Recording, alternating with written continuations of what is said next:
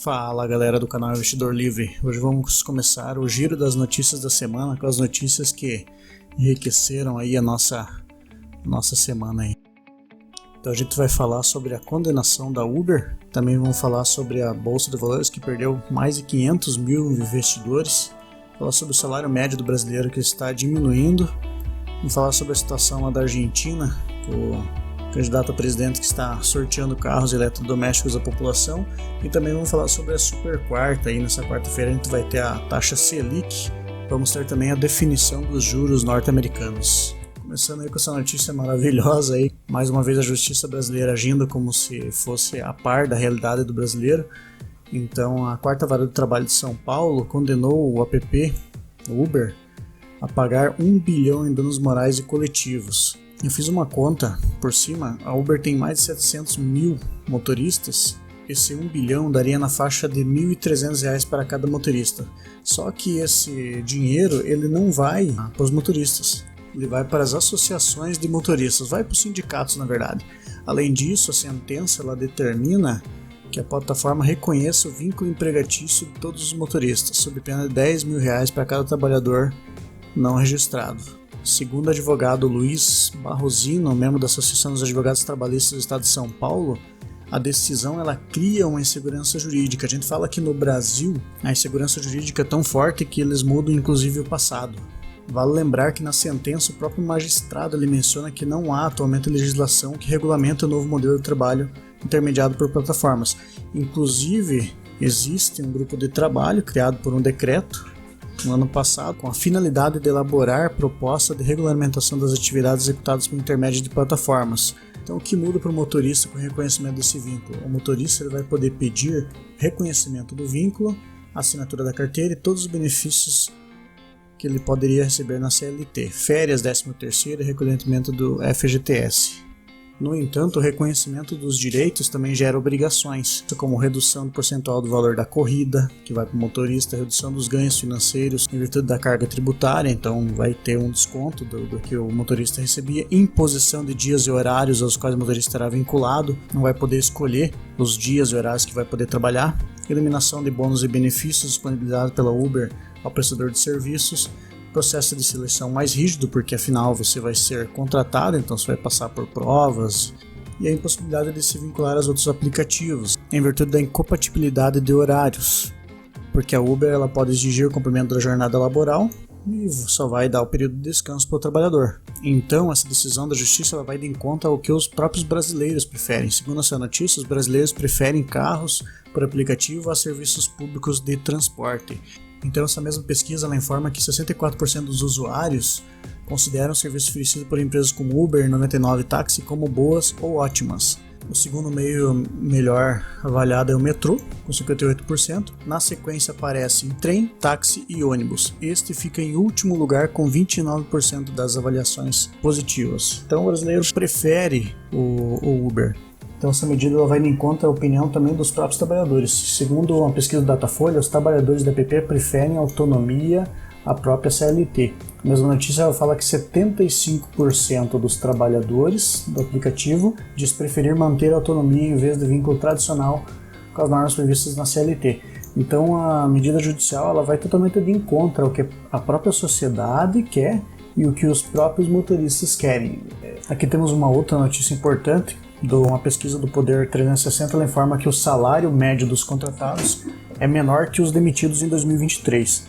A pesquisa também informa que a média de remuneração mensal de janeiro a julho foi de R$ 84,00 a menos em relação aos que foram desligados. E de janeiro a julho, a média de salário mensal foi de 2014 entre os brasileiros que conseguiram empregos, e o valor dos que perderam postos de trabalho foi de R$ 2.098. Então nessa diferença tem um spread de R$ 84,00. O brasileiro está perdendo o poder de compra. Outra notícia importante também, a Bolsa de Valores ela perdeu mais de 500 mil investidores nesse mês que se passou. Os dados recentes da B3 indicam que foi registrado um volume de investidores individuais de 4,8 milhões em agosto, representando uma retração de 548 mil ante o mês anterior. Em grande medida, isso se dá ao número total de investidores de BDRs, que caiu consideravelmente por causa das mudanças do Nubank, que antes adotava o ticker NUBR33. Isso porque recentemente o Nubank ele mudou os BDRs para nível 1, não patrocinados. Antes eram BDRs nível 3, que foram vistos no IPO da empresa. O investidor também tinha outras opções para lidar com os BDRs da empresa. Ele poderia trocar por ações nos Estados Unidos. E também a CVM ela autorizou a companhia a vender automaticamente os papéis que não sinalizaram nenhuma opção. Então você poderia ter ficado com os BDRs nível 1, poderia ter trocado por ações da empresa nos Estados Unidos, e quem não fez nada, a empresa estava autorizada a vender esses BDRs e entregar o dinheiro para o investidor. Então essas vendas foram feitas de 21 de agosto a 5 de setembro, afetando a janela que a B3 sofreu perda de investidores. Mas o que são essas BDRs? As BDRs elas são recibos de empresas negociadas no exterior. Então a empresa ela vai lá nos Estados Unidos ou qualquer outro país, ela compra as ações dessas empresas ou de fundos imobiliários e ela mantém em custódia. E aqui no Brasil ela fornece essas ações pelo modelo de BDRs.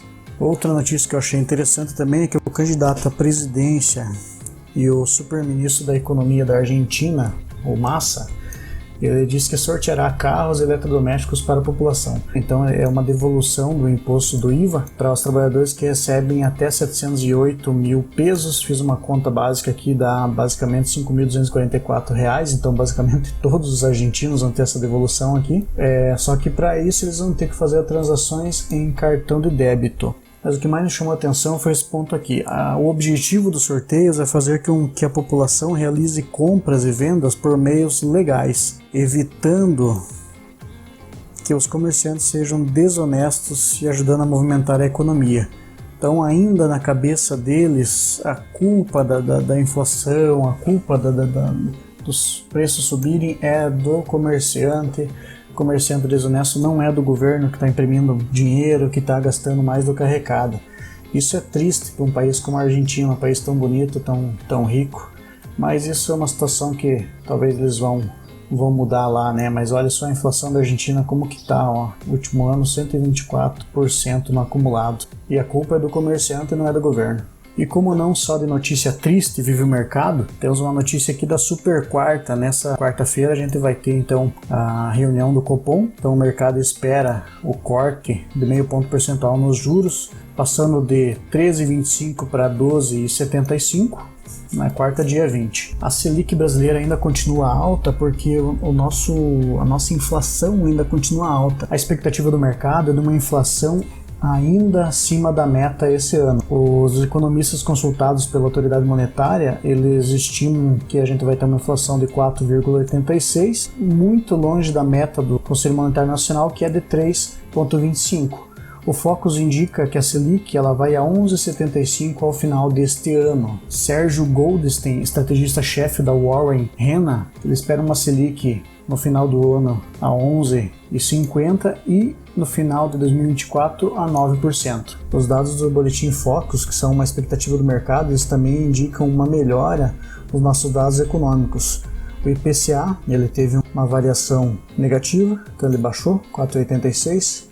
Nosso PIB aumentou 2,89. O nosso câmbio, nosso real, ele valorizou a 4,95, fechou na sexta-feira. O IGPM ele baixou, a nossa balança comercial ela subiu, o número de investimentos no país ele se manteve. Isso é uma notícia interessante porque faz 9 semanas que o investimento do exterior no país ele está na mesma coisa ainda. Pelo jeito os investidores estão meio cautelosos em relação ao Brasil.